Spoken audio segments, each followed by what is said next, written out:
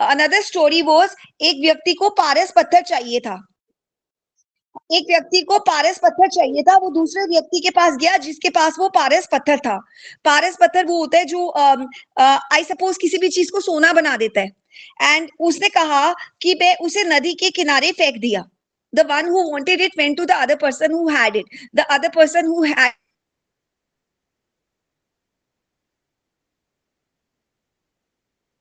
that I have thrown it in the, तो वो नदी में बहुत सारे पत्थर होते हैं जो सिमिलर दिखते हैं।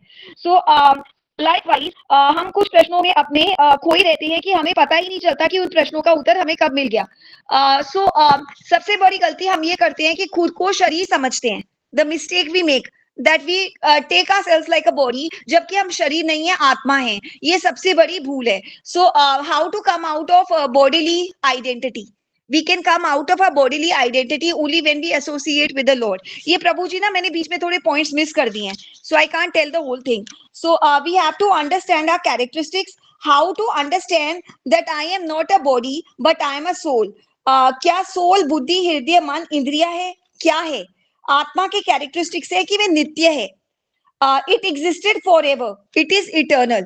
तो सोल के कैरेक्टरिस्टिक्स बता रहे हैं। एंड नैनम चिंतती शस्त्राणी, ये थोड़ा श्लोक बताया था प्रभु जी ने, that the soul can not be destroyed in any scenario. So it can not be destroyed, then why do we fear? जब हमारे सोल को डिस्ट्रॉय नहीं कर सकते, why do we fear? Body is destroyable, we consider us as a body and that is why we develop fear. हमारे अंदर डर इसलिए आता है क्योंकि हम अपने आप को एक शरीर समझते हैं। We have identified ourselves with the body, while truth is that soul is eternal, everlasting, वो नित्य है। And then the question he asked, if I'm not to be destroyed, then why do I fear? Science is making efforts to give us comfort. All advancements on material plane is made for our body. जितनी भी material advancements होती है वो हमारी body के लिए हैं। Fastest religion spreading today is atheism. Atheism यानी नास्तिकवाद।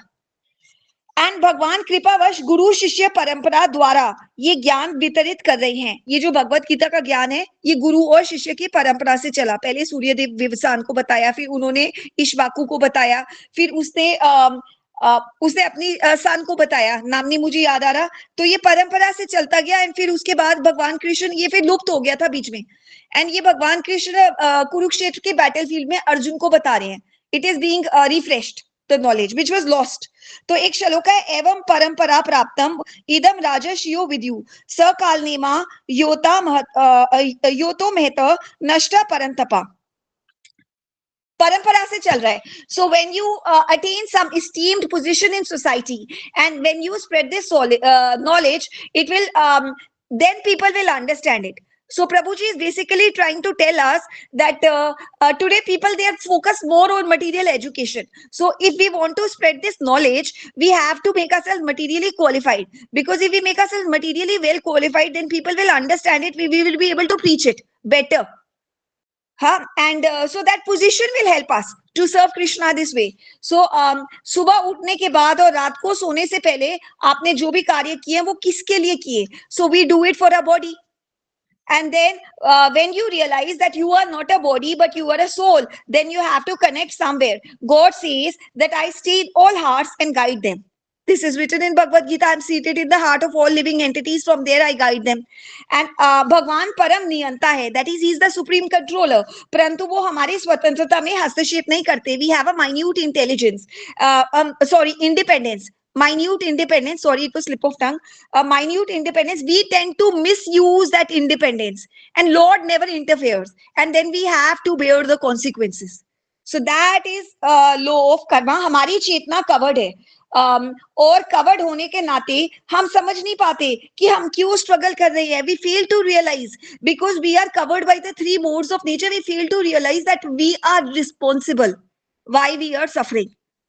Are ignorance is responsible. मान लीजिए हम कैद में हैं, तो कैद से बाहर निकलने के लिए हमें कुछ तो करना पड़ेगा. We have to do something that we can get out, and वो कार्य कर्म कहलाते हैं. We will have to sow good seeds. हमें अपने कर्मों को इतना सुंदर बनाना पड़ेगा कि हम निकल सकें.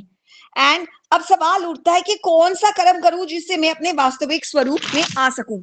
सो वो कर्म है कि ये जीव स्वरूप नित्य कृष्ण दासा, we have to revive that constitutional position. with the Lord. And उससे क्या होगा कि we have to direct our senses in the service of the Lord. And in this way we can control our senses also, which are very difficult to control. And then Prabhuji told us about 3 karmas: Sanchit karam, Prarabdha karam, and Agami karam. Sanchit karam is past life karma. Okay, Mataji, so अब हम session start करेंगे. Okay, thank you. Hare Krishna सभी को सादर. Thank you so much, Mataji, for sharing such wonderful points. Thank you so much. So अब हम लोग session की ओर आगे बढ़ेंगे. So आज हमें एसोसिएशन मिलेगा of his grace Amit Balram Prabhu ji का. सो जिन भी, वैसे तो आप सभी लोग भक्त लोग का परिचित होंगे प्रभु जी से, परंतु जो भक्त लोग परिचित नहीं हैं प्रभु जी से, सो मैं एक छोटा सा इंट्रोडक्शन प्रभु जी का देना चाहूँ.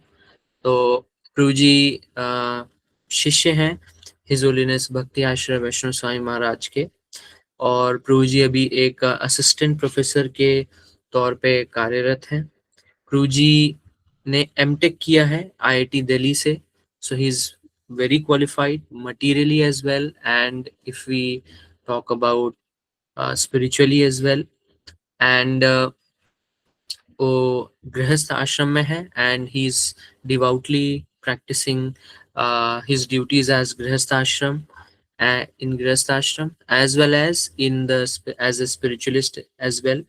अभी प्रभु जी लेवल 7 भी अटेंड कर रहे हैं बेस में, जो हमारी लेवल क्लासेस होती हैं. एंड प्रभु जी पिछले 4 सालों से मॉर्निंग प्रोग्राम की सर्विसेज जो हम ऑनलाइन प्रोग्राम करते हैं, उसको प्रभु जी अकेले जो है संभाले हुए हैं. कभी भक्त लोग होते हैं, कभी नहीं भी होते हैं. सो प्रभु जी ने एक सिंगल हैंडेडली उस सर्विस को संभाला हुआ है.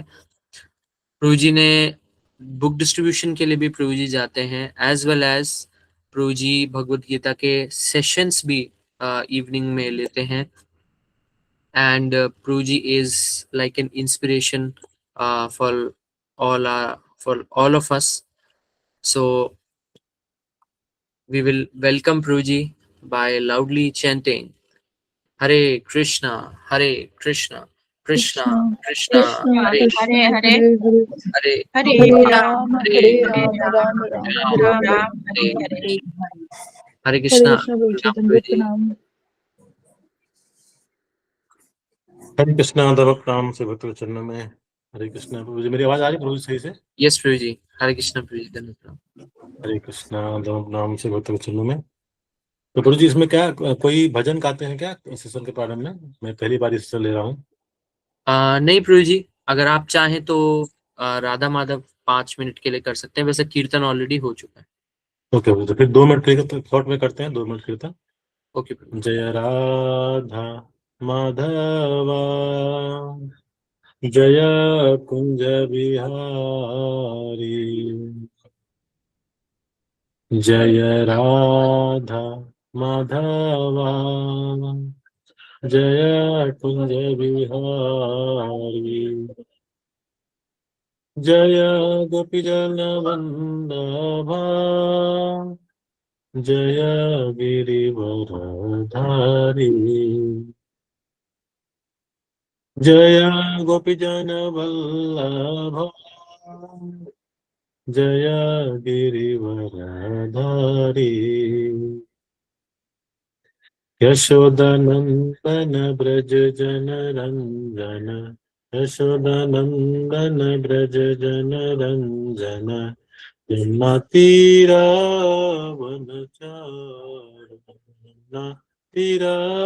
वनचारी, जय राधा माधव जय कुंज बिहारी, जय गोपीजन वल्लभा जय गिरिवरधारी, यशोदानंदन ब्रज जन रंजन, यमुना तीरा वनचारी, हरे कृष्ण कृष्ण कृष्ण हरे हरे, हरे Ram Rama Rama Hare Hare, Hare Krishna Krishna Krishna Hare Hare, Hare Rama Rama Rama Hare Hare, Hare Krishna Krishna Krishna Hare Hare, Hare Rama Rama Rama Hare Hare.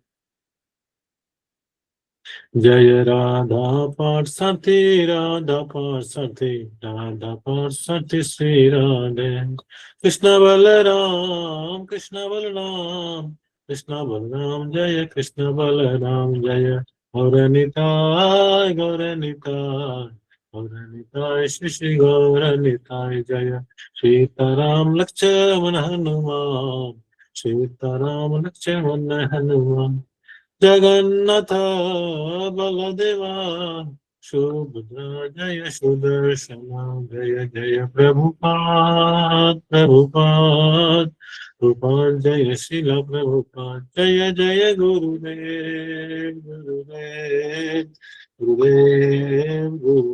Nitai गौर हरि बोल हरि बोल निताय गौर हरि बोल, गौतमानंदे हरि हरि बोल, राम संकीर्तन की जय, समवेत गौर भक्तवृंद की जय, हरे कृष्णा।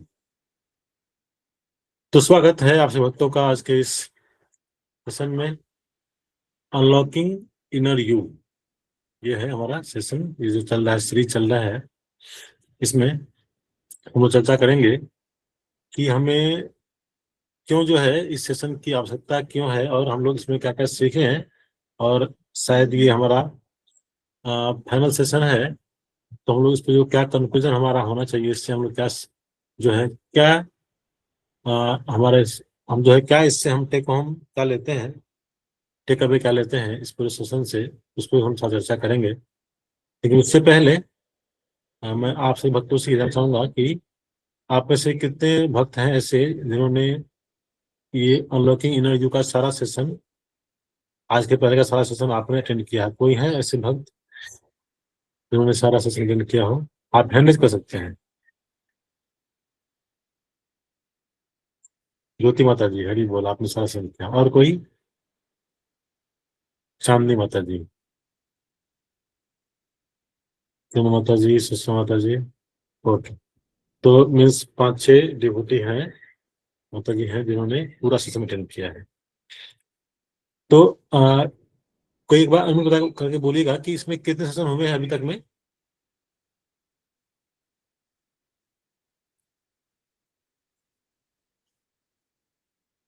कितने सेशन हुए हैं? 6 सेशन हुए हैं, तो आज जो है 7th है, ओके। तो कोई एक भक्त जो है शॉर्ट में बता सकते हैं कि क्या क्या सीखा है हमने शॉर्ट में, अभी तक हमने क्या क्या सीखा है, मेन पॉइंट क्या क्या है?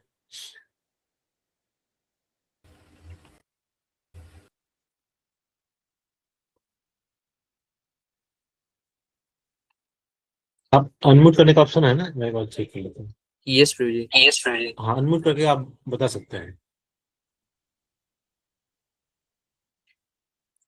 1-2 पॉइंट बोल सकते हैं, यदि आपको पूरा पॉइंट याद नहीं है तो कोई बात नहीं, 1-2 पॉइंट भी आप बता सकते हैं। किरण माता जी आप बता सकते हैं?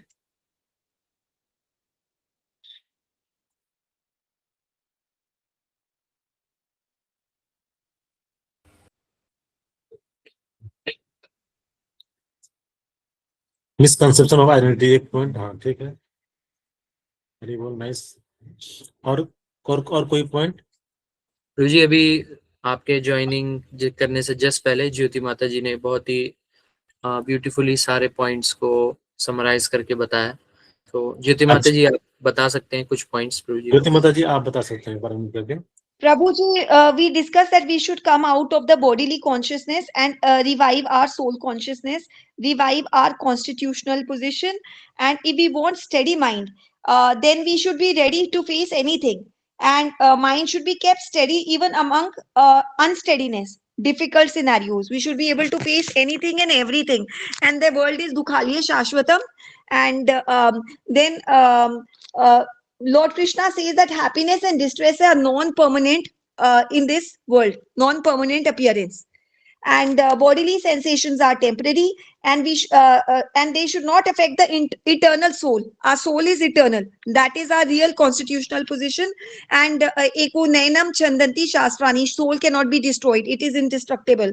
And the fear arises when out of bodily consciousness. And tolerance is a golden virtue, and we should be tolerant in every situation. And sensations are ephemeral. That is true being. For true being, you have to tolerate these in the form of happiness and distress. And हमें आत्म ज्ञान को ग्रहण करके in difficult times we don't have to give up spiritual practices. When we come across difficult scenarios in our life, then we have to even enhance our further spiritual practices. And biggest challenge is not to get distracted in our life. Our Krishna consciousness should be firm so that in difficult times it does not dwindle. And tolerance means that we should focus our energies on what is important. Tolerance, it is not weakness. We have to make ourselves spiritually advanced in order to maintain our internal peace. Only by making ourselves spiritually advanced, we will become internally peaceful and we'll be able to face anything and everything. And we should prepare ourselves for that. And kyunki anything can happen with anyone, any moment. And we have to not pay attention to outer dualities because the world is full of dualities. But rather, we have to focus on the inner peace and our spiritual practice. And then Kali Yuga mein dosh hi dosh hai. People have wrong mentality. It deals with others. It's not easy to deal with others in this age of Kali Yuga. And then Shaloka 10:14:8 was discussed in Srimad Bhagavatam, Canto 10, chapter 14, Shaloka 8. And then one who experiences all adversity of life, taking it as the consequences of their own misdeeds. Kuch bhi ho jaye, that my karmas are not good. It could be any karma, whichever life. So that person becomes steady, even amidst unsteadiness. Kuch bhi ho raha hai, the person will remain calm. It is a harvest of my own sown seeds. And karma has a vicious cycle. One should offer respectful obeisances to the Lord amidst all scenarios. Kuch bhi ho jaye, thanking God for everything. Liberation is guaranteed to such people whose faith does not dwindle in harsh circumstances. Stay connected to Krishna consciousness. That makes you eligible for attaining the Krishna Prem. You become eligible to go to Bhagavad Dham by practicing pure devotional service, Anartha Nivriti, and to rectify fallen souls. And we can rectify ourselves only by devotional service. Since devotee desires to go back to Godhead, and gratitude offering should be done. Characteristics of pure devotee. Gratitude offering amidst all scenarios. Acceptance of reversals. Kuch bhi viprit paristhiti ho, I am responsible for it. No blame game. My own karmas are responsible for it. I'm not aware, but it is my karma. That attitude, tolerance, and then respect for others, respect for everyone. And we should be more tolerant than a tree. We should be enthusiastic in devotional service, consistency in devotional service. That inculcates steadiness. And what good qualities do you want from your friend? Like a story was being told that this particular teacher came in the class and she told the students that tell me 20 good qualities you want to see in your friend. And all the candidates, they wrote 20 good qualities. Now the teacher said that round up and tell me how many these qualities you are having in you. And then the students wrote 3 to 4 qualities. 20 good qualities everyone wanted to see in their friend, they wrote it down. But when they were questioned that what are the qualities you are having in yourself from these 20, only 3 to 4 came out in each student. So when we don't respect others, our life becomes troublesome. So main thing is we have to respect everyone. When we respect others, our life becomes easy. Kali Yuga is a difficult situation and everybody is suffering.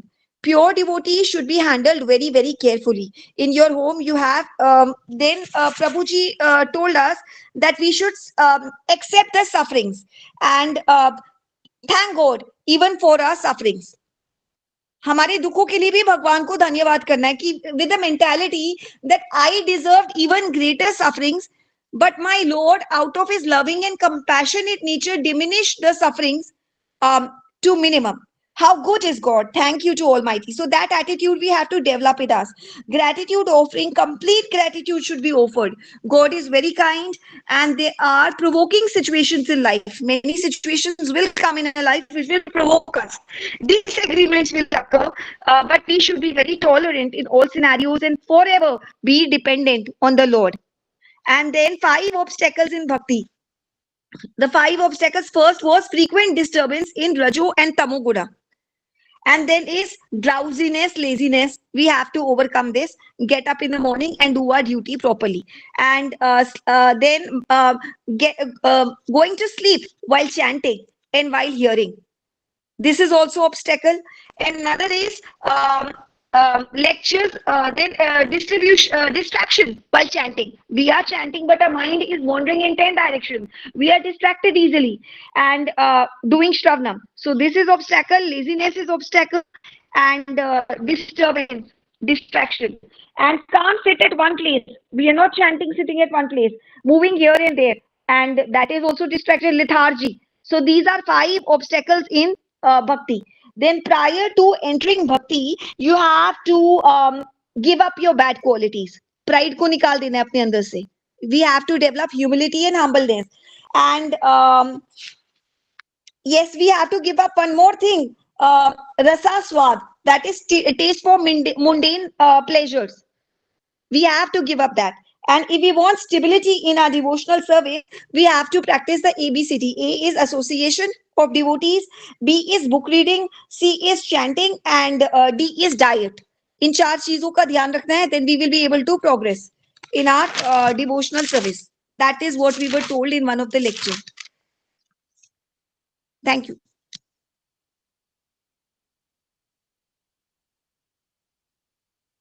Hare Krishna, thank you very much माता जी। उससे तेरी सारे boss में हरि बोल type करेंगे, हरि हरि लिखेंगे। माता जी ने इतने सारे पॉइंट शेयर किए।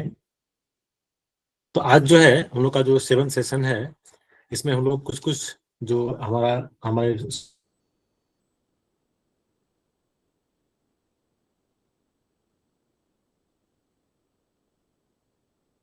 में दिया हुआ है, तो उस पर उसमें सबसे पहला आता है हमारे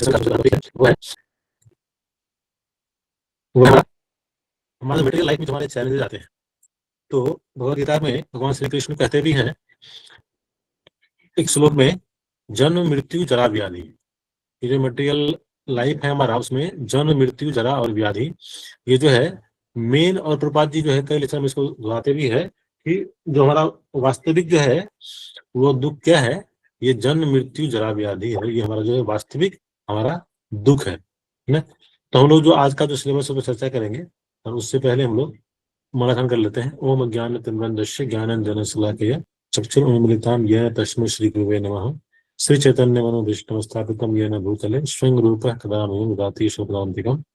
वन्दे अहं श्री गुरु श्रीयुतपदकमलं श्री गुरुन् वैष्णवांस श्री रूपं सागरजातं सगुणनाथं विकंतं सजीवं साद्वैतं साद्वैतं पुरुषं सहित कृष्ण चैतन्य देवं श्री राधा कृष्ण पदां सहृदयता श्री विशाखान्वितां हे कृष्ण करुणा सिंधु दीनबन्धु जगत्पते गोपेश कृपान्तराधे तत्कांचन गौरांगी राधे वृंदावने श्री विष्णुहानुस्त्री पांचाल परिवेश कृपा सिंधु विष्णुपदानां पावने वैष्णवे नमः। जय श्री कृष्ण चैतन्य प्रभु नित्यानंद श्री हरिदास स्वामी हरे कृष्ण कृष्ण कृष्ण हरे हरे नमः शिवाय।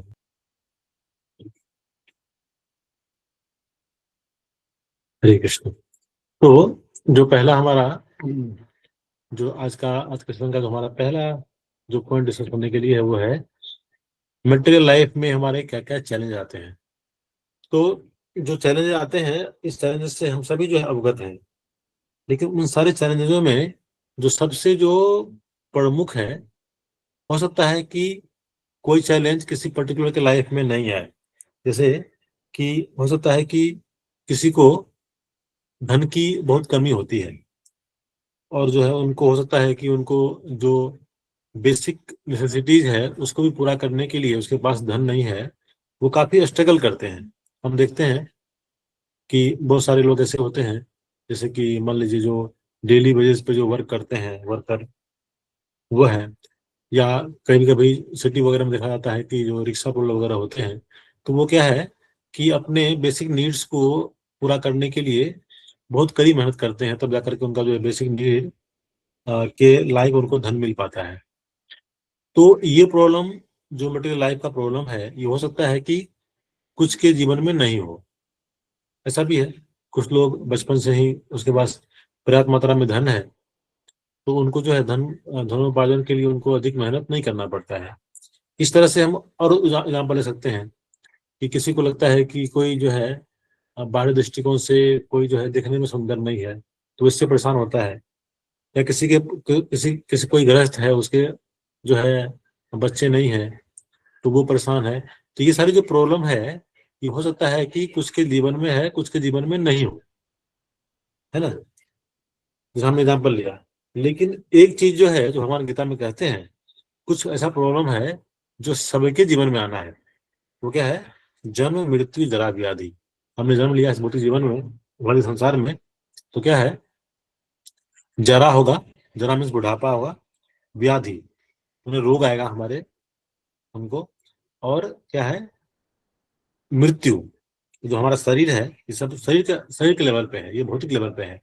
उसका भी जो क्या होगा, उसमें उसका शरीर छीन होगा, फिर उसका मृत्यु भी होगा, है ना। हम जो जीवात्मा है वो इससे परे है, उससे अलग है। तो ये क्या है? ये वास्तव में कष्ट है।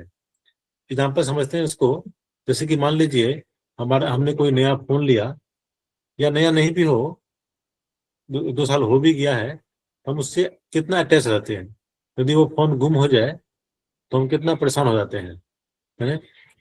तो वही सोचिए कि यदि हम हमें हमें हमें ये जीवन मिला है, और जब और हमने इस जीवन में हमने बहुत सारे संबंध बनाए हैं, हमारे माता पिता हैं, हमारे दोस्त, हमारे कलीग हैं, और जिस दिन हमें ये लगे या कि हम उसको छोड़ के जाने वाले हैं, हमसे वो छूट रहे हैं, हमने सपोज कि घर बनाया, हमने अब बहुत सारा पढ़ाई की, डिग्री अर्जित किया, जॉब लिया, और कभी ऐसा लगे कि ये सारा जो है संबंध जो है, ये घर जो है, ये सारा कुछ मेरे से छूट रहा है, तो कितना कष्ट होगा।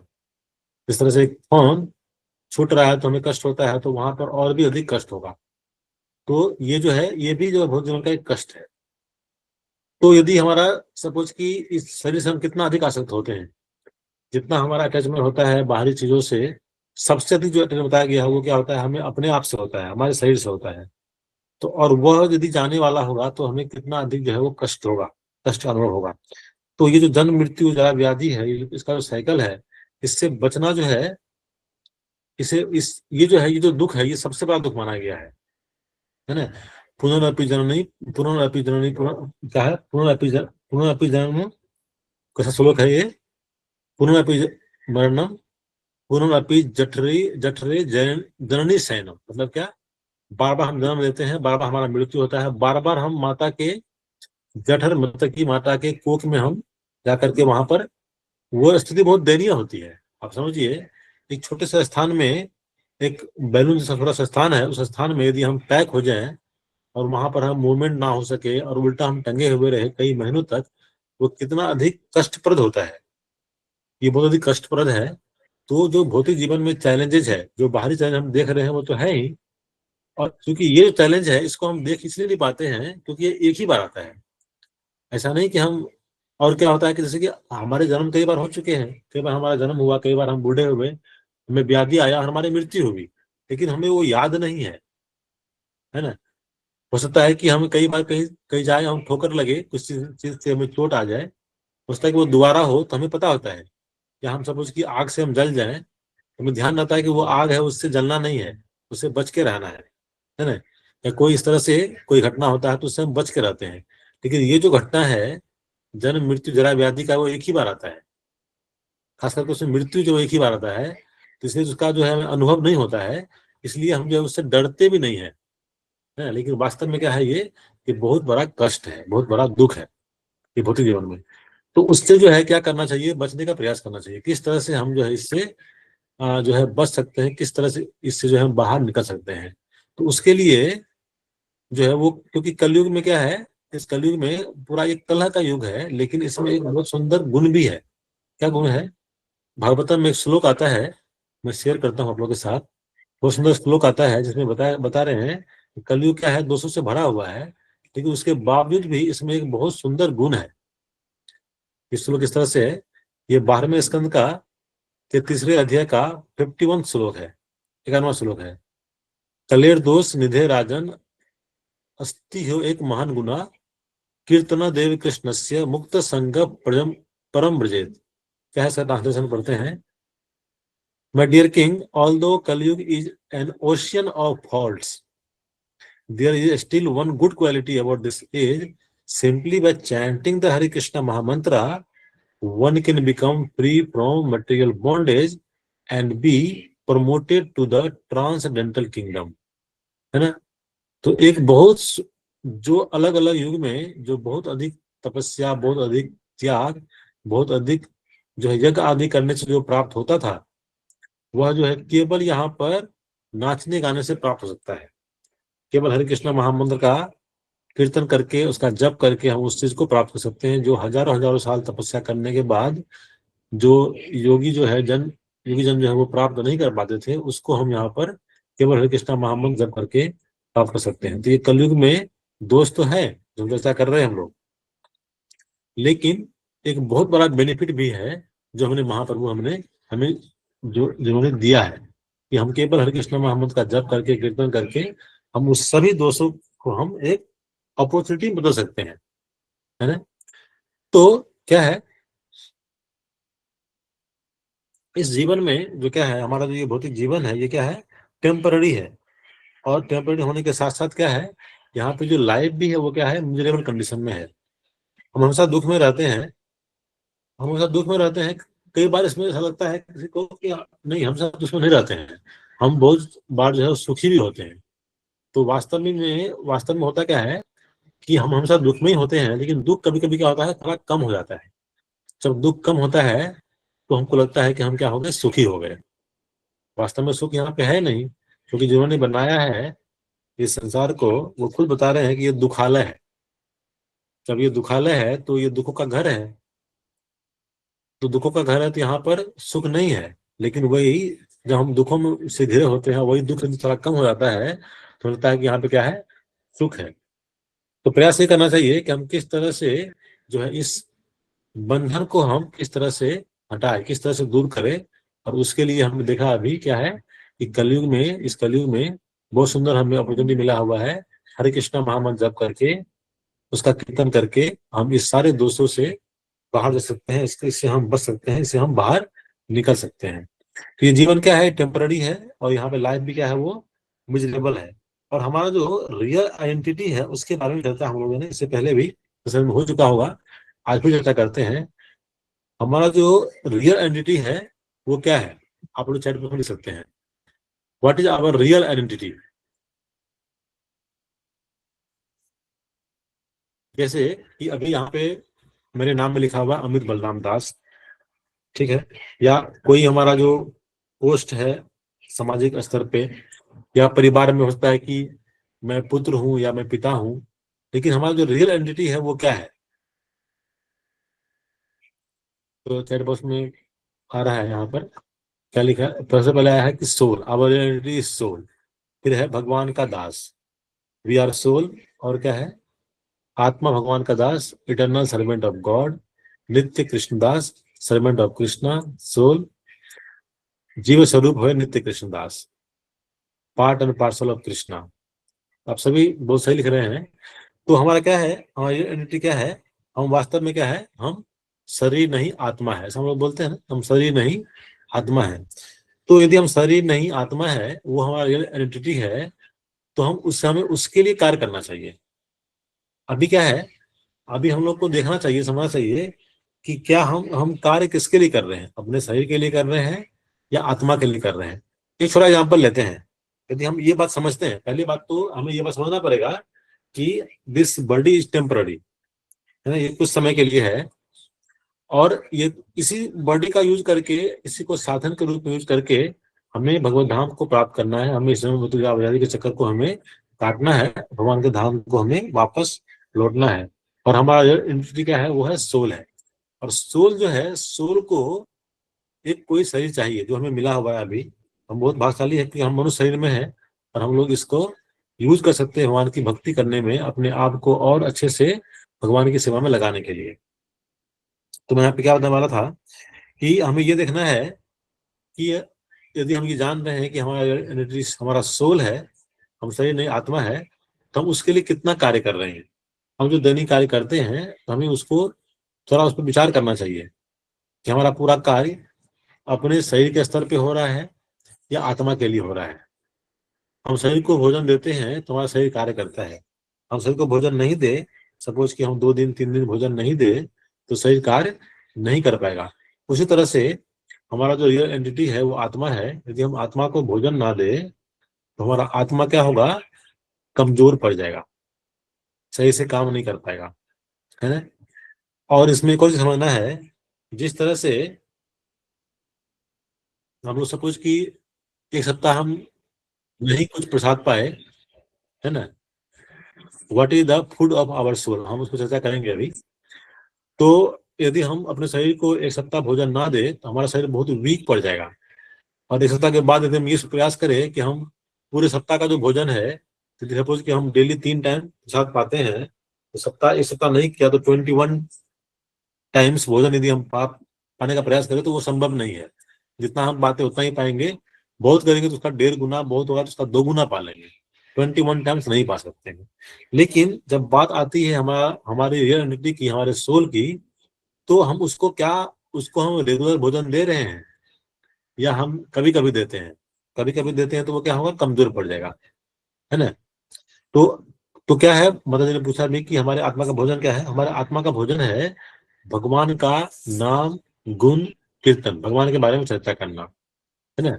भगवान की लीलाओं पर चर्चा करना, कीर्तन करना, हरे कृष्ण महामंत्र का जप करना, गीता पढ़ना, भागवतम पढ़ना, भक्तों के बारे में सुनना, श्रवण करना, उनके बारे में बोलना, ये सारी जो क्रियाएं हैं, ये सारा जो ये है, ये सब क्या है, ये सब हमारा आत्मा का भोजन है।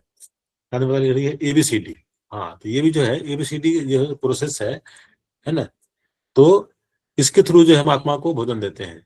हमें भागवतम पढ़ना, गीता पढ़ना, उसके बारे में चर्चा करना, भक्तों के बारे में चर्चा करना, भगवान की अलग अलग लीलाओं के बारे में चर्चा करना, फेस्टिवल्स जो आता है वो उसको बनाना। जैसे अभी गौर पूर्णिमा हमारा बीता है, उससे पहले एकादशी था, आगे फिर एकादशी आने वाला है, फिर रामनवमी आएगा। इस तरह से जो हमारा बहुत सारे फेस्टिवल है, ये सारा जो हम इसमें पार्टिसिपेट करते हैं, भगवान के बारे में कथा सुनते हैं, कीर्तन करते हैं, ये सारा क्या है, आत्मा का भोजन है। और इसको क्या करना चाहिए, इसको रेगुलर बेसिस पे करना चाहिए। रेगुलर नहीं करेंगे तो क्या होगा, हमारा आत्मा कमजोर पड़ जाएगा, वीक पड़ जाएगा। इसको एक और उदाहरण समझते हैं। सपोज कि हम लोग, जैसे कि हम लोग डेली ब्रश करते हैं, डेली हम लोग ब्रश करते हैं तो हमारा क्या होता है, दांत साफ होता है और स्वस्थ रहता है, मसूड़ा स्वस्थ रहता है। वही हम डेली ब्रश ना करें तो क्या होगा, सपोज कि हम डेली ब्रश करने में 2 मिनट लगाते हैं, या एग्जाम्पल 1 ही मिनट लगाते हैं सपोज, और हम 1 महीना ब्रश ना करें और 30 दिन के बाद हम 30 मिनट लगाए, तो क्या होगा, हमारा दांत जो है वो स्वस्थ नहीं रहेगा, हमारा मसूड़ा स्वस्थ नहीं रहेगा। और लंबा कर दे तो सपोज कि 1 साल यदि कर जाए, 1 साल हम ब्रश ना करें और 1 साल के अंत में हम 365 मिनट लगा दें, यानी हम 5 घंटे 6 घंटे हम ब्रश करें, तो कुछ खास फायदा होने वाला नहीं है उससे। लेकिन वही हम रेगुलर ब्रश करें, डेली हम 1 मिनट समय दें, तो वो क्या है, इफेक्टिव है। हमारा दांत स्वस्थ रहेगा और हमारा मसूड़ा स्वस्थ रहेगा, हम बीमार नहीं पड़ेंगे, है ना। तो क्या होना चाहिए, इस तरह से हमें निरंतर, हमें डेली जो है, हमें एक वॉव लेकर के, हमें एक संकल्प लेकर के हमें डेली भगवान के नाम का कीर्तन करना चाहिए, जप करना चाहिए। 2 माला, 4 माला, 8 माला, जो भी हमें लगता है कि हमारे पास जितना समय है वो करना चाहिए। नियमित रूप से हमें भगवान के नाम का जप करना चाहिए। नियमित रूप से हमें गीता के कुछ श्लोक का पाठ करना चाहिए। नियमित रूप से हमें भागवतम का अध्ययन करना चाहिए, श्रवण करना चाहिए भक्तों से। इसको ये रेगुलर होना चाहिए, भले हम 5 मिनट क्यों ना करें, हम डेली 5 ही मिनट गीता पढ़े, 5 ही मिनट भागवतम पढ़े, हम 10-15 मिनट ही श्रवण करें, क्लास में आए, लेकिन वो नियमित होना चाहिए। वो नियमित होगा तो क्या होगा, हमारा आत्मा जो है वो पोषित होगा, वो फलेगा फूलेगा, वो उसमें जो है, उसमें उसका जो है, उसमें वो कमजोर नहीं पड़ेगा। जिस तरह से हम नियमित रूप से शरीर को भोजन देते हैं, नियमित रूप से हम अपने दांतों का, अपने शरीर का ख्याल रखते हैं, उसी तरह से हमें अपने आत्मा का भी नियमित रूप से पोषण करना होगा। और आत्मा का पोषण भोजन क्या है? भगवान का नाम, गुण कीर्तन, भगवान का लीला, उसका अध्ययन करना, साधना, ये भगवान का, ये जो है हमारे आत्मा का भोजन है। तो ये हमने चर्चा किया।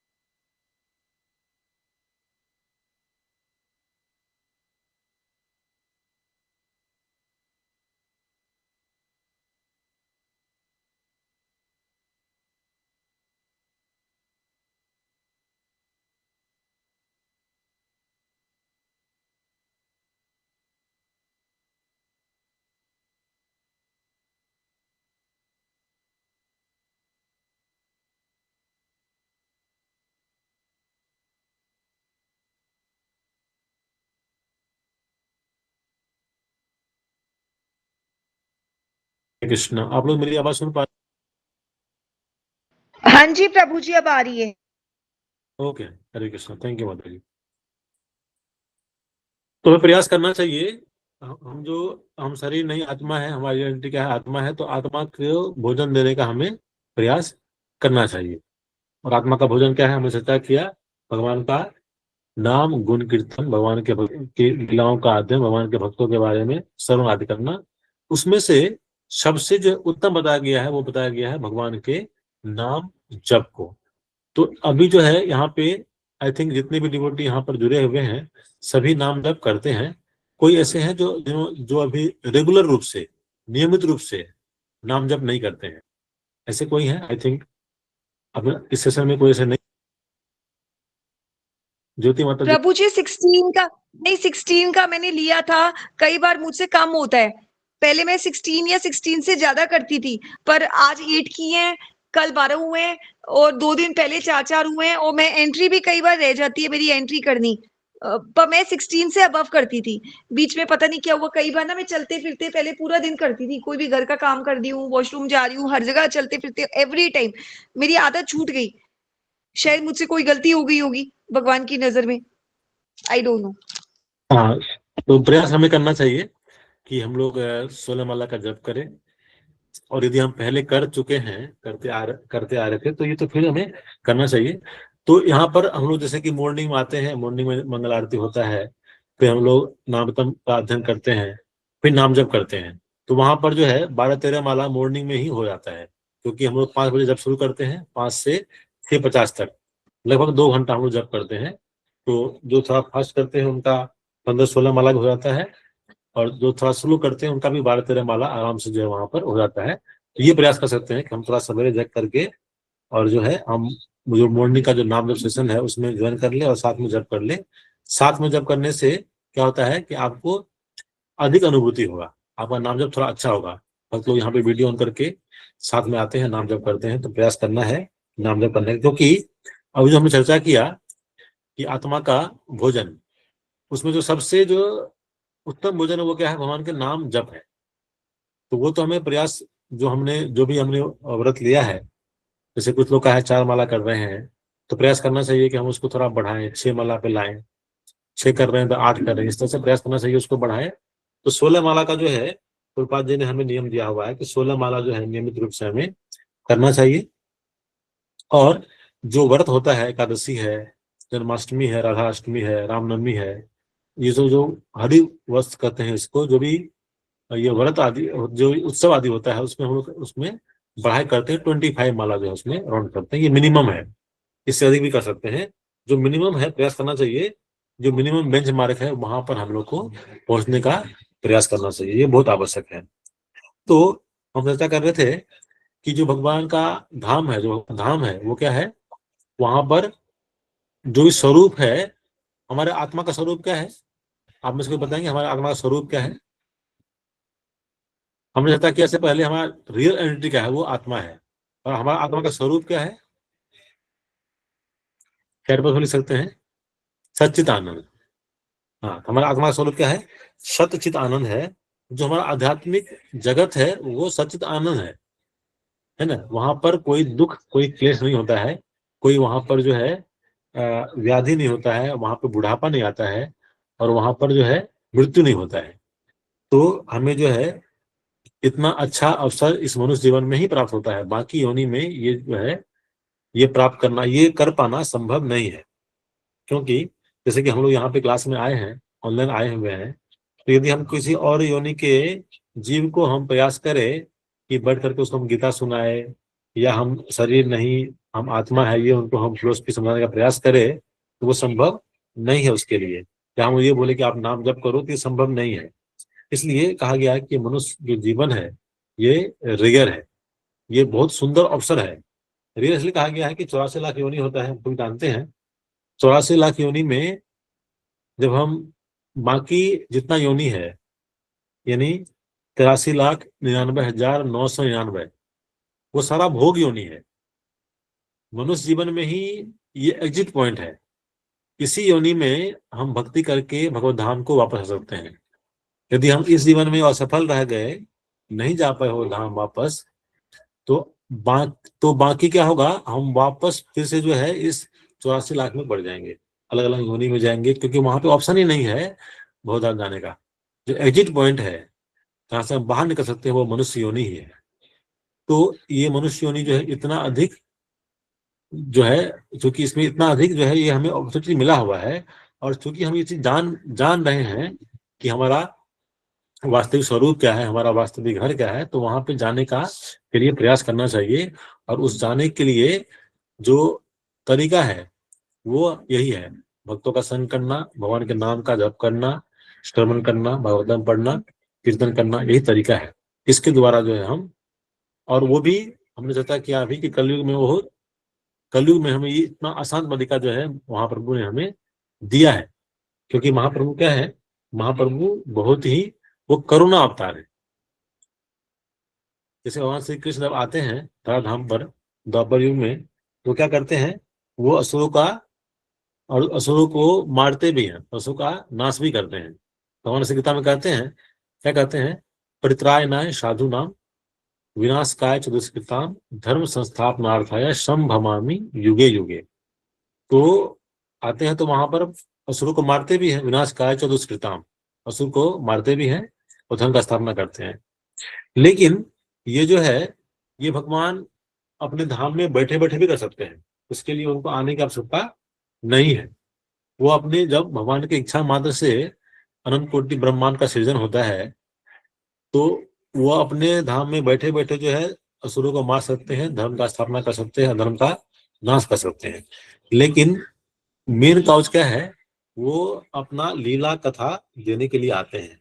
जब भगवान यहाँ पे धराधाम पे आते हैं तो वो जो है बहुत सारी लीलाएं करते हैं, और उसी लीला को गा करके क्या होता है, तुष्यंती चौ रमयंती चौ, है ना। हम लोग ये श्लोक आता है ना, क्या श्लोक है पूरा, कथ्यंत स माम नित्यम तुष्यंती चौ रमंती चौ। इसका आगे वाला, पहले वाला मैं थोड़ा भूल रहा हूँ अभी। तो क्या होता है, जो भक्तजन होते हैं, जो साधुजन होते हैं, तो भगवान के लीलाओं को गा करके, उनको सुन करके, उनको बोल करके बहुत अधिक आनंदित होते हैं, है ना। मत चित्ता मदगत प्राण, ये श्लोक है ना, मत चित्ता मदगत प्राण बोधयंत परस्परम तुष्यंती कथयंत स माम नित्यम तुष्यंती चौ रमंती चौ, है ना। तो क्या होता है, और वही विधि है कलयुग में, चैतन्य महाप्रभु ने हमें वही विधि दिया है कि भगवान का नाम के जप का कीर्तन करके, भगवान की लीलाओं का अध्ययन करके, उनको सुना करके, उससे हम केवल, जब हम योग प्रोसेस में आते हैं तो हमें आनंद होता है। अभी आप देखेंगे जो हमारे गुरुदेव हैं परम पूज्य भक्ति आचार्य वैष्णव स्वामी गुरु महाराज, हम देखते हैं कि अभी गौ लीला कितना सुंदर जहां जहां करते हैं तो पूरा गा के करते हैं। केवल गुरु महाराज केवल वो नहीं गाते हैं, जितने भी ऑडियंस होते हैं पीछे पीछे वो भी गाते हैं, और वो कितना आनंददायक होता है वो, है ना। तो इस प्रोसेस में भी आनंद है, और इस प्रोसेस के बाद जो है वो तो फिर परम आनंद है। हम भगवान के, हम जो हमारा घर है, बैक टू गॉड है, हम वहां पहुंचेंगे और हमेशा हम आनंद में रहेंगे। तो ये अपॉर्चुनिटी क्या है, ये मनुष्य जीवन में ही मिला है, बाकी जीवन में नहीं मिलेगा। बाकी योनि में वो भोग योनि है, वहां पे एग्जिट पॉइंट वहां पे नहीं है। वो वहां पर जिस तरह का हमारा चेतना रहता है मृत्यु के समय में, उस तरह का शरीर मिलता है, और उसको भोग उसके हिसाब से जो है हमें वहां पे जीवन देना पड़ता है। तो ये जो है बहुत जो है आवश्यक है, जानना बहुत जरूरी है।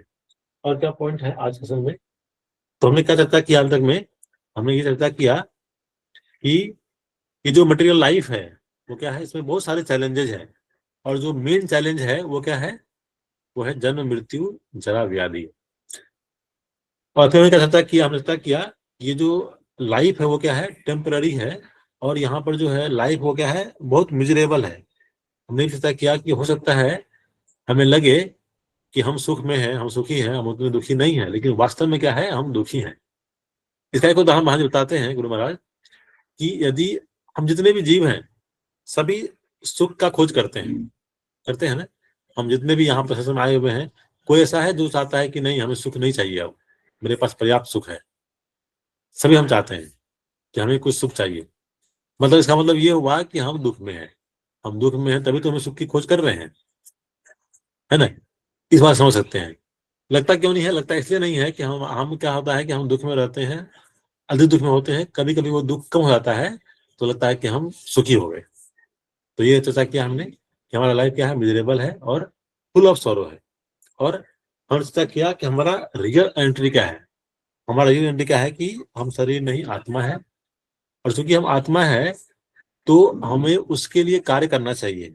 जिस तरह से हम शरीर को भोजन देते हैं, हमारा शरीर कार्य करता है, उस तरह से हम आत्मा को भोजन देंगे तो हमारा आत्मा भी क्या होगा, पोषित होगा। ये चर्चा किया हमने। और चर्चा किया हमने कि हमारा रियल होम क्या है, भगवान का जो नित्य धाम है, क्योंकि हम भगवान के सनातन अंश हैं, तो हमारा वही जो है वास्तविक घर है। और वो क्या है, वो घर कैसा है, वो आनंदमय है।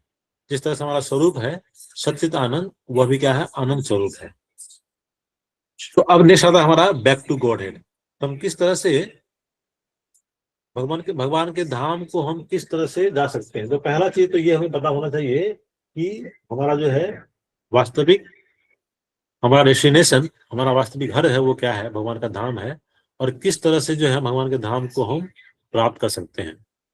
तो भगवान गीता में कहते हैं कि आप जो भी कार्य करते हैं वो मुझे अर्पित करके करना चाहिए। ऐसा क्यों? क्योंकि यदि हम कोई कार्य करेंगे और उसको हम अपने कर्ता मान के करेंगे, ये कार्य मैं कर रहा हूं, तो क्या होगा, उसका कुछ पुण्य या पाप, उसका कुछ वो हमें फल मिलेगा। तो वो क्या होगा, वो संचित होगा। यदि हमने अच्छे कार्य किए हैं तो हमें पुण्य मिलेगा, यदि हमने कुछ बुरे कार्य किए तो उसका पाप मिलेगा, और उसको भोगने के लिए हमें वापस आना पड़ेगा। तो हमें करना क्या है कि हमें वहां पे चरपथ में आ भी रहा अकर्म, है ना। अकर्म मतलब हुआ कि यदि हम जो भी कार्य करते हैं वो भगवान को अर्पित करके हुए करें, तो फिर उसका जो है कर्म फल नहीं आता। और जब कर्म फल नहीं आएगा, at the end of life हमारा जो है खाता जो है हमारा पूरा जीरो होगा, इसमें कोई पॉजिटिव निगेटिव नहीं होगा, हमारा खाता पूरा जीरो होगा, तो हम वापस बैक टू गॉड हेड को हम जाएंगे, भगवान धाम को हम प्राप्त करेंगे, है ना। तो ये जो है ये एक प्रोसेस है, ये एक तरीका है, इस तरह से हम भगवत धाम रख सकते हैं। हम जो भी कार्य करें भगवान को अर्पित करके करें। अब कैसे करें, इसके लिए हमें समझना पड़ेगा, इसके लिए हमें थोड़ा प्रयास करना पड़ेगा, थोड़ा हमें सीखना पड़ेगा किस तरह से करें। तो हम जो है डेली, कम से कम हम डेली जो है 2 बार 3 बार हम प्रसाद पाते हैं, भोजन करते हैं, तो हमें वहां से शुरुआत करना चाहिए। इसलिए हम जब आते हैं भक्ति में जुड़ते हैं तो हमें कहा जाता है कि भगवान को ऑफर करके आप प्रसाद के रूप में पाइए, क्योंकि ये एक ऐसी क्रिया है जो हम सभी करते हैं। हम पढ़ाई करें नहीं करें, जॉब करें नहीं करें, किसी की शादी हो ना हो, लेकिन बाकी जो भी हो ना हो, लेकिन प्रसाद भोजन हम करते हैं, 2 टाइम 3 टाइम जो भी हो करते हैं। तो ये प्रयास करना है कि सात्विक तरीके से प्रिपेयर करके भगवान का भोग, भगवान को ऑफर करके, भोग लगा करके प्रसाद के रूप में उनको पाए। तो क्या होगा, उसके थ्रू जो कोई कर्म बंधन होगा वो नहीं लगेगा। ये हो गया। अब जो है ये बहुत आवश्यक है क्योंकि ये हम सभी करते हैं। अब है हम जॉब करते हैं, पढ़ाई करते हैं, या हमारा बिजनेस है, हम और भी कोई कार्य करते हैं, तो वह कार्य कैसे हम हमारे के लिए करें। तो उसके लिए भी क्या है कि हम वो कार्य अभी नहीं कर पा रहे हैं, तो कम से कम उसका जो फ्रूट है, उसका जो फल है, वो भगवान को अर्पित करें। कैसे करें? सपोज की एग्जाम्पल लेते हैं जॉब से। सपोज कि हम जॉब करते हैं, हमें कुछ सैलरी मिलता है, तो कैसे करना चाहिए कि इस सैलरी से मैं परिवार का भरण पोषण करूंगा, ये जानते हुए कि ये परिवार जो है वो क्या है, भगवान कृष्ण का है ना। उनके लिए हम व्यंजन लाएंगे ताकि भगवान का भोग तैयार हो सके और उससे प्रसाद पाएंगे। उस धन का हम जो है, हम धाम यात्रा में, बाकी यदि हमारा हम किसी सेंटर से जुड़े हुए हैं, मंदिर से जुड़े हुए हैं, हमारा ये बेस है, उसको हम उस धन का वहां पर हम उसमें सहयोग कर सकते हैं। तो यदि ये क्या है, ये धीरे धीरे आएगा, एकाएक नहीं आएगा। हम तो धीरे धीरे प्रयास करेंगे तो इस तरह से जो है वो आएगा। और इसीलिए जो है बहुत अच्छा सिस्टम हमारे इस्कॉन में है कि हमें यहाँ पर क्या हुआ, हमें एक मेंटर दिया जाता है, जिससे हम कभी कोई चीज अप्लाई करने में प्रैक्टिकली, ऐसे हम थ्योरी यहाँ पे पढ़ रहे हैं, जब प्रैक्टिकली इसको अप्लाई करने में डिफिकल्टी होती है, कठिनाई होती है, तो उसका हम वहां पर पूछ सकते हैं अपने मेंटर से। इस चीज को हम कैसे भगवान के लिए करें। हम पढ़ाई कर रहे हैं तो कैसे हम इसको भगवान को अर्पित करें, अपने पढ़ाई को।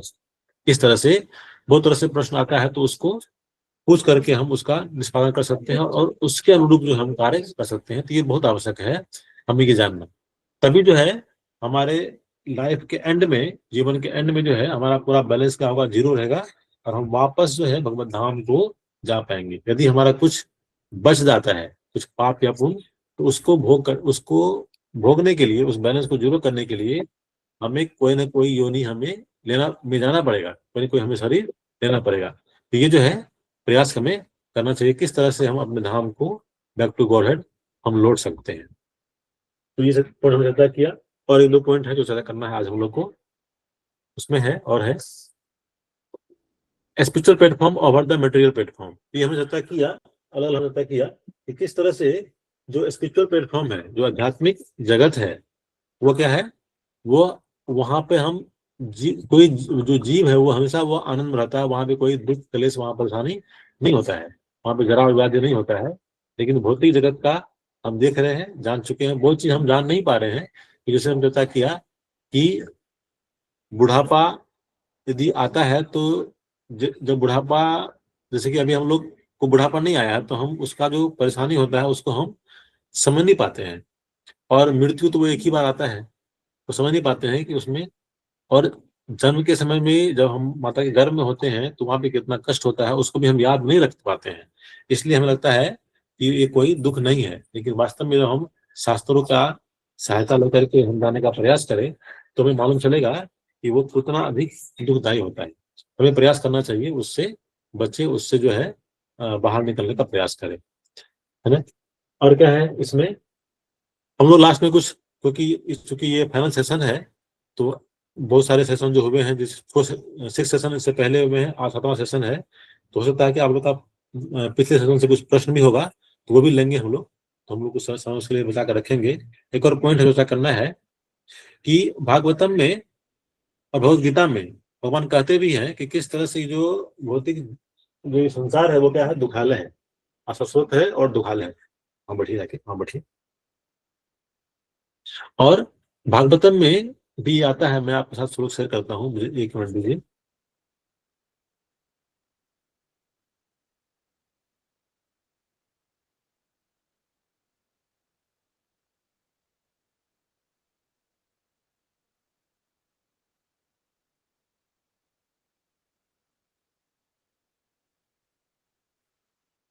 ओके, तो गीता गीता के जो 13वें अध्याय का श्लोक संख्या 8 से 12 में भगवान चर्चा करते हैं, और उसमें जो है श्लोक संख्या जन्म, ये 9 नंबर जो है वो आप लोग देख सकते हैं।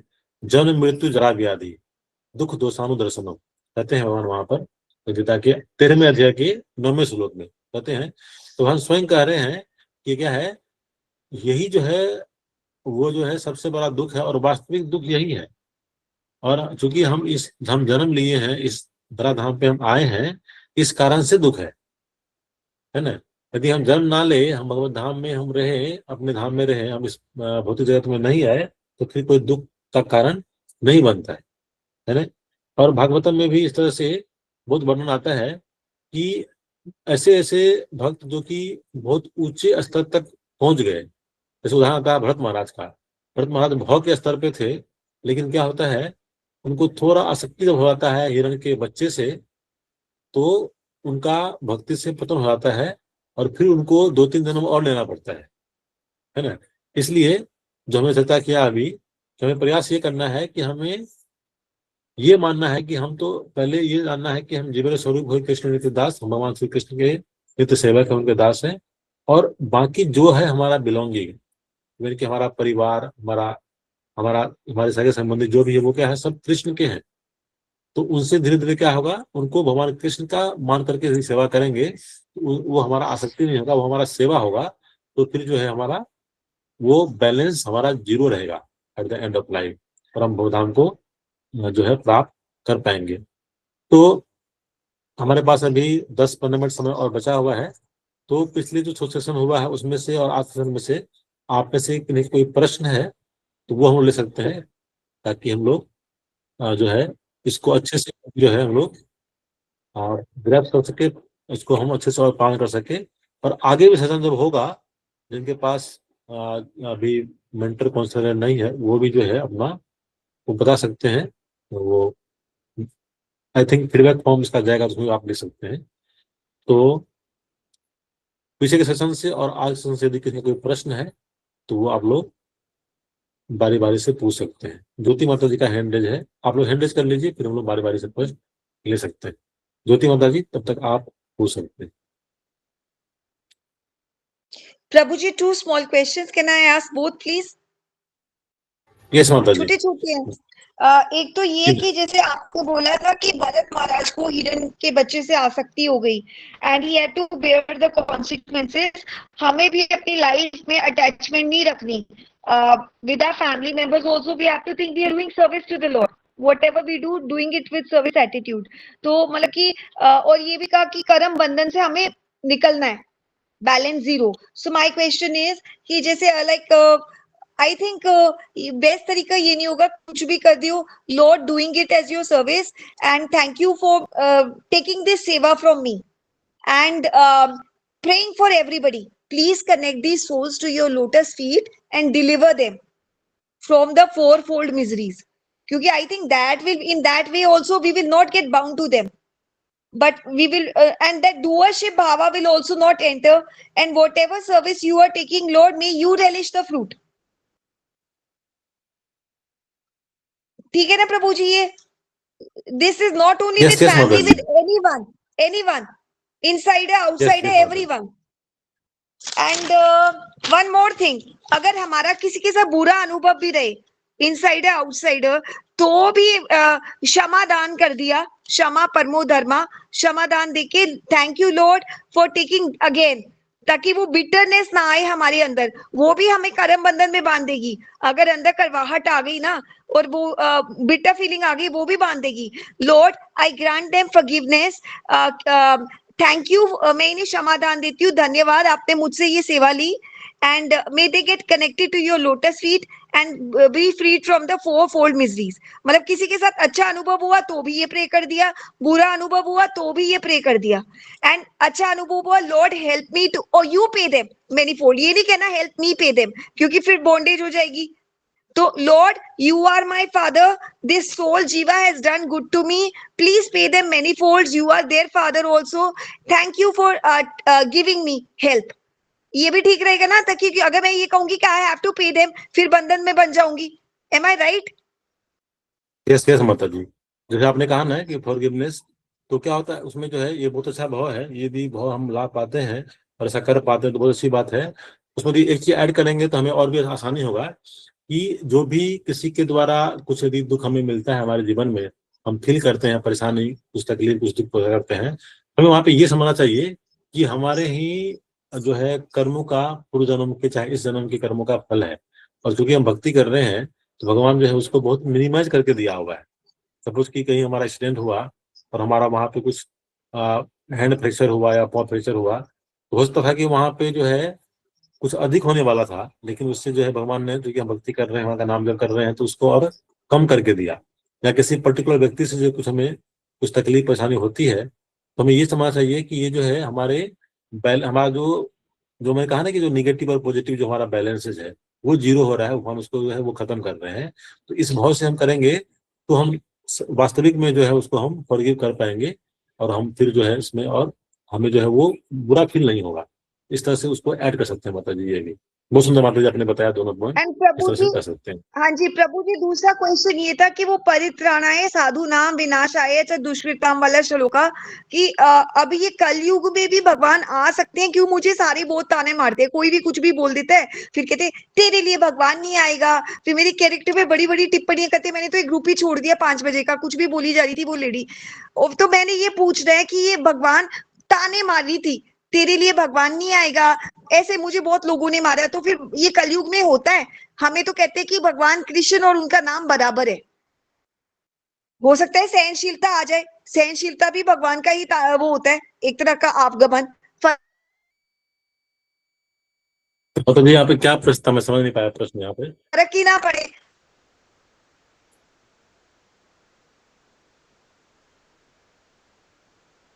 बोलते रहो, मतलब यहाँ पे प्रश्न क्या था? तुम्हारा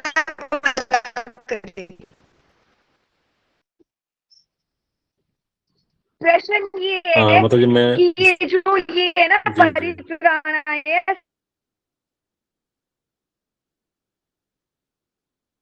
साधु नाम विनाशाय च दुष्कृताम धर्म संस्थापनार्थाय रसम भवानी योगे, कि भगवान जी साधुओं की रक्षा करने के लिए आती है। बंदा बोला इतना मेरे को, एक तो मेरे को एक स्नेहा नाम की लेडी ने बड़ा गलत बोला, मैं तो ग्रुप ही छोड़ दिया। हाँ, तो फिर मैं ये पूछना है कि ये अब होता है कलयुग में? क्योंकि बहुत बुरा लगता है कोई इस तरह की बात बोले, भगवान तुम्हारे लिए नहीं आएगा, भगवान क्या कर लेगा, मन करता है बेरी हो जाओ, कान में रुई डाल लो। ऐसी बातें नहीं सुनी जाती, प्रभु जी क्या करें? तो ये श्लोका आज के युग में इम्प्लीकेबल है या नहीं?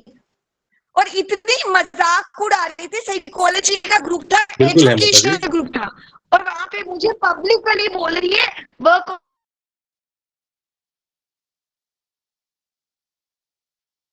On your character.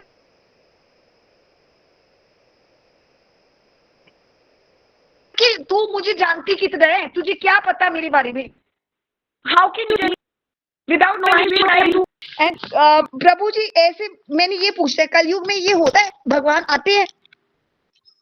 जी माता जी, कलयुग में भगवान आते हैं। भगवान एक तो नाम के रूप में हमारे साथ हैं, और कलयुग में चैतन्य महाप्रभु कलयुग वो में ही तो आए मुझे हैं। पता है, जी जी पर माता जी। उनका मुंह कैसे और बंद करूं?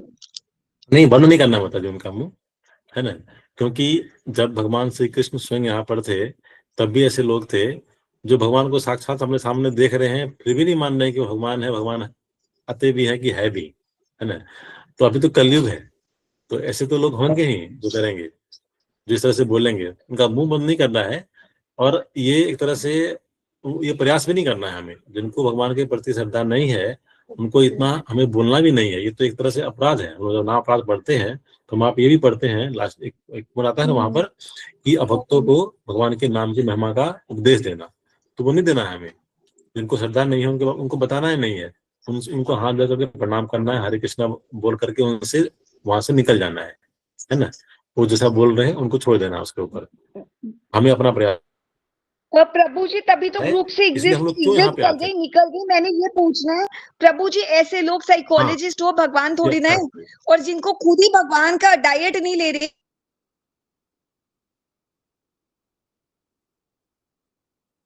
नाम स्मरण नहीं करे, वो तो खुद ही बीमार है, दूसरे को क्या ठीक करेंगे? यस यस माता मेंटल जी। हेल्थ में सारी हेल्थ आती है, जी जी माता जी। स्पिरिचुअल भी आती है, इमोशनल भी आती है, ओवरऑल हेल्थ में फिजिकल स्पिरिचुअल इमोशनल सब कुछ आती है। खुद ही बीमार है, दूसरे को क्या ठीक करेंगे? मैं तो ग्रुप से निकल गई। जी जी माता जी, आपने ऐसा किया। और चूंकि हम और जो ये ग्रुप है इसमें आप रेगुलर आते हैं, मैं देता भी हूँ, तो यहाँ से जो है बेनिफिट होगा, और यहाँ पे बने रहें माता जी। और भी बहुत सारे प्रश्न हैं, वो ले लेते हैं।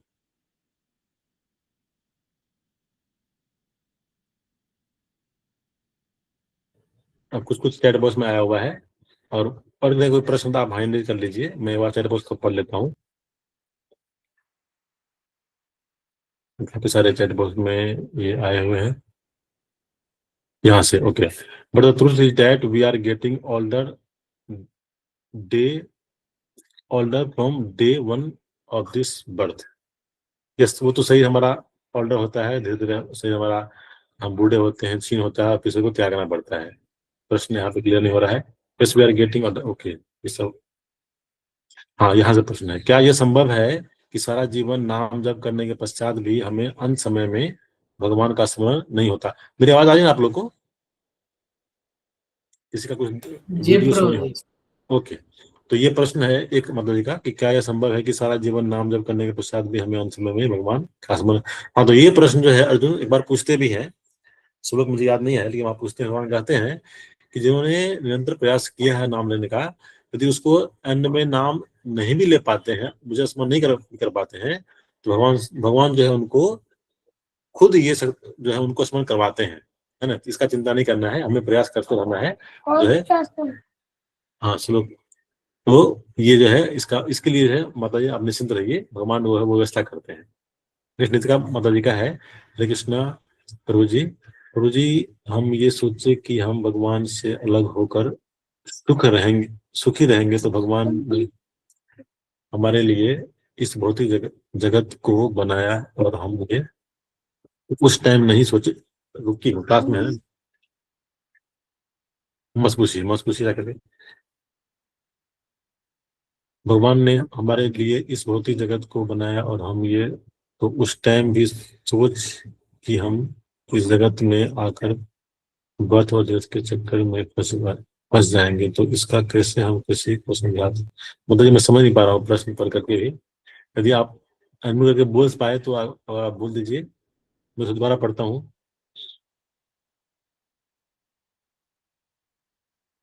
आई थिंक ये प्रश्न है कि हम एक बार अलग होकर के यहाँ पे आए हैं और हम ये दुख पा रहे हैं, तो क्या है कि उस टाइम नहीं सोच पा रहे हैं।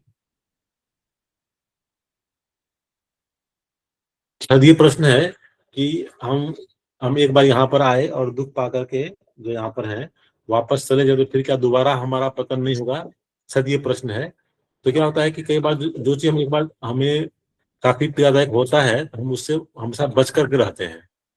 एक तो ये चीज है, जैसे कि कहा था ना कि एक कहावत भी आता है कि दूध का जला छाछ को भी फूंक के पीता है। यदि हम एक बार दूध से जल गए हैं तो छाछ ठंडा होता है, वो भी मिलेगा तो उसको भी फूंक करके ध्यान से मतलब करेगा, मतलब कि ध्यान दे करके उसको जो है वो उसके साथ वो यूज करेगा उसको।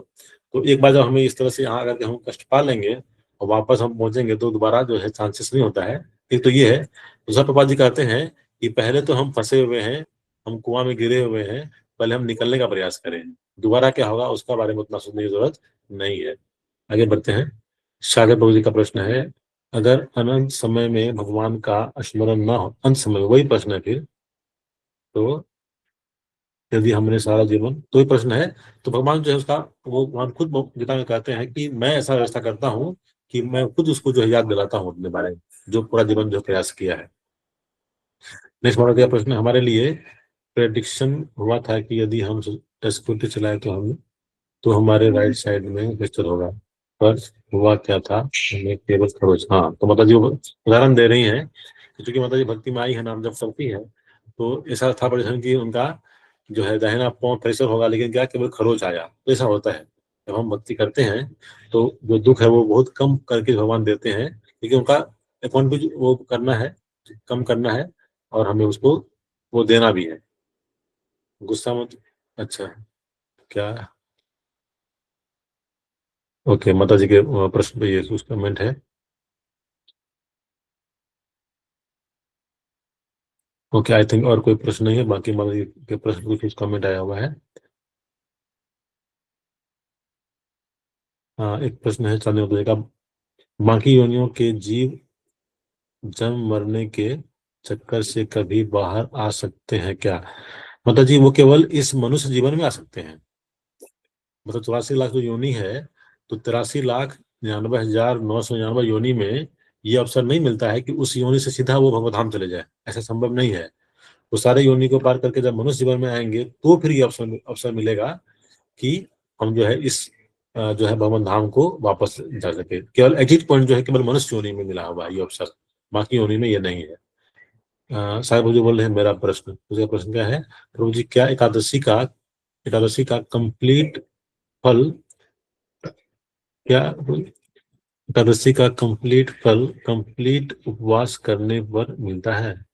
ऐसा नहीं है प्रभु जी। कंप्लीट उपवास मतलब कि आपने कुछ नहीं लिया, आपने पानी भी नहीं लिया तो ही फल मिलेगा, ऐसी बात नहीं है।